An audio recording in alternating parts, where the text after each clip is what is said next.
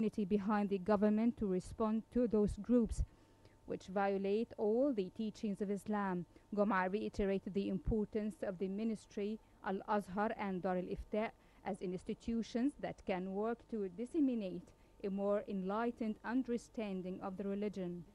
Meanwhile, Foreign Minister Sameh Shukri arrived in New York on Monday to meet with UN Security Council officials and to participate in the summit on countering violent extremism that will be hosted by the White House in Washington next Wednesday.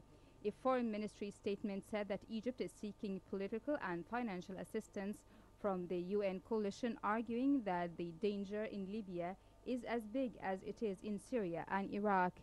It said that leaving matters as they are in Libya without tough intervention to curb these terrorist organizations represents a clear threat to international security and peace.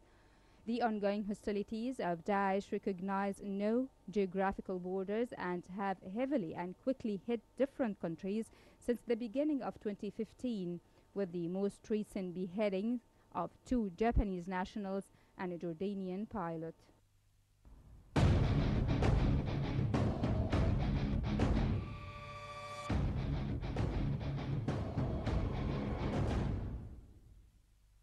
Well, my dear viewers, for more on Egypt's efforts to fight terrorism, we are joined by Dr. Ayman Salama, the Professor of International Law. Dr. Ayman? Yes, hi, how are you? How are you? Thank you for joining Nile TV. Well, Doctor, we'd like to know, according to law, does Egypt have the right to carry out the airstrikes in retaliation for the killing of the Egyptians there in Libya? Yes, as you have mentioned right now, the word retaliation. Egypt actually used its comprehensive and full authority power under international law, in particular public international law, to retaliate. I mean, to conduct retaliatory strikes against terrorist organizations, ISIS in Libya, that actually inflicted grave damage to the dignity, honor, sovereignty of the Egyptian state after the slaughtering, the inhumane act against 21 Egyptian subjects over there in Libya. I would like to confirm in this regard that this is not a self-defense, because to consider or prescribe an act of a state or an organization as a self-defense, there must be a direct aggression against a state, against its territory, which absolutely didn't happen from the terrorist organization. Also, we cannot describe what happened and what's going on from the Egyptian Air Force against such terrorist organizations as a military intervention, because a military intervention aims at attaining and achieving political, security, military, or economic interests, benefits to the state which already intervened. And this absolutely has not happened in the Egyptian-Libyan case. Again, I would like to confirm that this is a retaliatory, a reprisal act from a sovereign state that has been hurted or damaged by some terrorist entity in the state of Libya. Yes.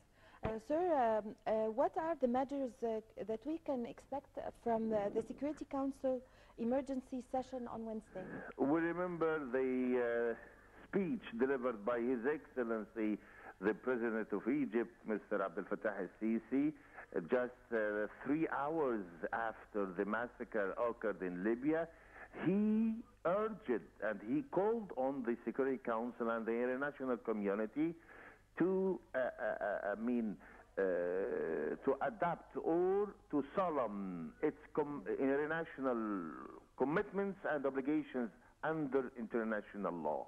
We know that on the 28th September 2001, the Security Council adopted a resolution number 1373, after the very well-known, very famous happenings, terrorist acts in the United States of America, which actually obliged all member states of the United Nations to cooperate and to adopt specific, definite measures and mechanisms to fight terrorism. This occurred again 2001 under the resolution of the Security Council number 1373. That's why all member states of the United Nations are under full and solemn obligations and commitments to cooperate with Egypt in fighting terrorism, either in Sinai or in Libya. In other words, tomorrow the extraordinary session of the Security Council, the executive body of the United Nations, which has the inherent power to maintain international peace and security and to deter acts of aggression, to deter also acts of terrorism.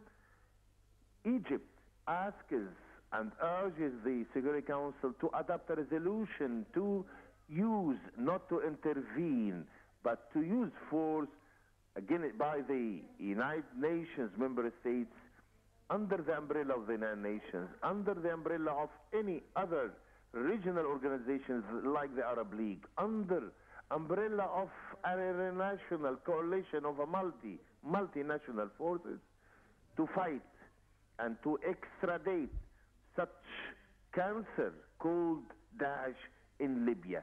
That's why we hope that the Security Council member, tomorrow, the 15 member states of the Security Council, we hope that they will support Egypt in its humanitarian, legal, ethical, international appeal to the Security Council to defend not only Egypt or the Middle East or Europe, as His Excellency President Abdel Fattah al-Sisi mentioned 2 days ago, but Egypt right now is playing a remarkable and unprecedented role in defending the whole humanity in the world.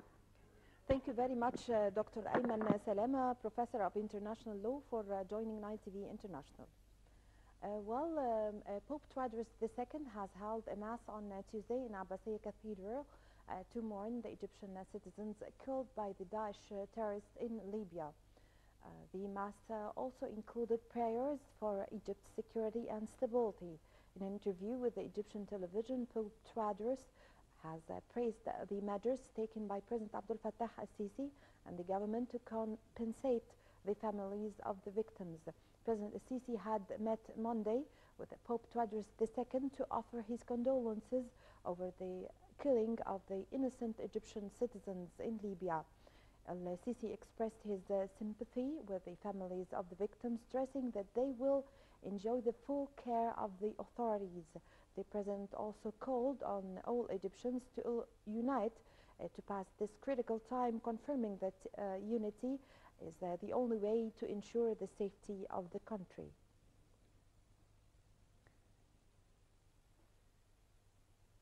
The killing of 21 Egyptians in Libya by the terrorist group sparked a wave of condemnation by international